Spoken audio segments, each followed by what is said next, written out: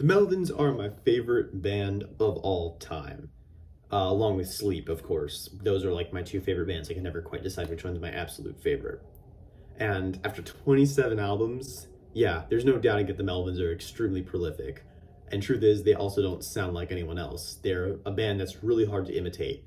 King Buzzo has said in interviews that they could easily like copy other bands, but it's hard for other bands to do what they do, which I mean, couldn't be more true. I mean, they have so much crazy stuff throughout their catalog that and like you just don't see other bands doing, and especially with like 27 albums, it's a massive discography, and I still can't believe I listened to all of them, except I still haven't listened to like the collaboration albums, but man, it is insanely huge. So yeah, it took me a while to go through, but here we are. So back in April, the Melvins released their 27th studio album, Tarantula Heart.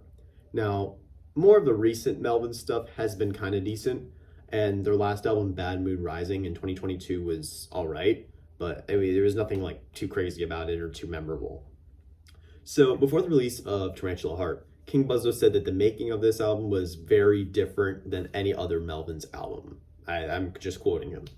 Specifically with the fact that they used dual drum parts, which they've done in the past on like records like A Senile Animal, as well as writing the songs while recording in studio, which he said is not something they usually do, as they have like their songs like planned out before they go in. And the Melvins perform on as a 5-piece on this LP, which may be the first time they've done this, but I think like technically they're still a trio with just like 2 guest musicians here. So of course King Buzzo and Dale Crover are here. Bassist Stephen McDonald, who's been with them for quite some time. Then we have second drummer Roy Mayorga of Ministry and Hell Yeah, and second guitarist Gary Chester, with production done by Toshi Kasai and mastering done by John Golden. Anyway, the biggest question about this LP is it actually that different from the rest of the Melvins catalog? Short answer, no, not really. I mean, I've listened to this album about 3 times, and I don't think there's that much new stuff here that they haven't already done like better on previous albums. Even if we're not comparing it to previous records, with King Buzzo saying that this was supposed to be a very different album recording-wise and like stylistically, you go in expecting this noisy, sludgy, weird and wild Melvins record that pulls out all the stops, but listening to it, I was just not hearing that. And look, that's not to say this is a bad Melvins record by any means. I just think here they're playing it very safe and like not taking any risks with any insanely weird ideas. Weirdness the album does have, I wouldn't say it's totally lacking in that department. I just think it could have used a little more. Production-wise, it's fine. I felt that on some of the songs, it felt very toned down, mainly on Pain Equals Funny, which I think could have used some more bass. And as mentioned, the guitar tone sounds very safe and like has a lot of room to breathe, which if the Melvins want to go for that style, it's fine. I just think it could have been a little more grating and noisy, especially with a track like this. Also, one thing I also wanted to mention is just how buried like the vocals are in the mix. Like they're not like super buried, like take like Fortitude by Gojira. The vocals on that album were insanely buried. And well, here it's not like the worst. And I know like the Melvins have always trying to like go for like the whole nonsensical lyrics and not have the vocals like outshine everything else, just kind of like function as another instrument. Here it's just like how like toned down they are is just kind of, I don't know. I don't know what was going on there. But other songs such as Working the Ditch and Smiler do like the whole noise sludge sound honestly better on this album, and they sound like less safe. The dual drum parts are cool, although honestly I think they just could have used like a little more depth to give it just like a slightly heavier sound. Track-wise, it's somewhat of an interesting case. There's only 5 tracks, and the whole thing is only 39 minutes long, and one of those songs is 20 minutes long, the opening track, Pain Equals Funny, which I mentioned earlier. I feel somewhat mixed about the track. Obviously, if you know me, I like long, slow, noisy, heavy songs that like take their time, like bands like Sleep, Electric Wizard, Candlemass, Cathedral, etc. This one though isn't super amazing. It's oddly melodic, which isn't something the Melvins usually go for. And as for being melodic, it works okay, but again, it feels very safe and nothing out of pocket here is done. Couple this with the lyricism that like presents their signature sense of humor, and the melodicism just doesn't seem to blend well with the zany lyrics. Again, check out the review that the Metal Tempest did of this album. He basically points out like all the same problems that I'm pointing out in his review. He probably says it better than I do here, but check him out and give him a sub.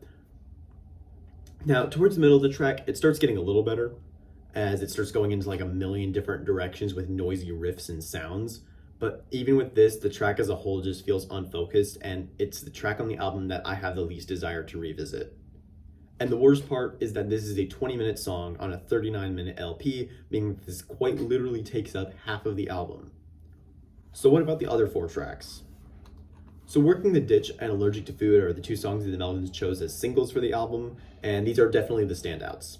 Working the Ditch fixes literally all of the problems that Pain Equals Funny had production-wise, being the heaviest song in the album, and sounding like somewhat reminiscent of something that could have been from their first 3 albums, specifically like Boris from Bullhead. That song sounds like very similar, and it definitely works as like a kind of like heavy sound that they're going for.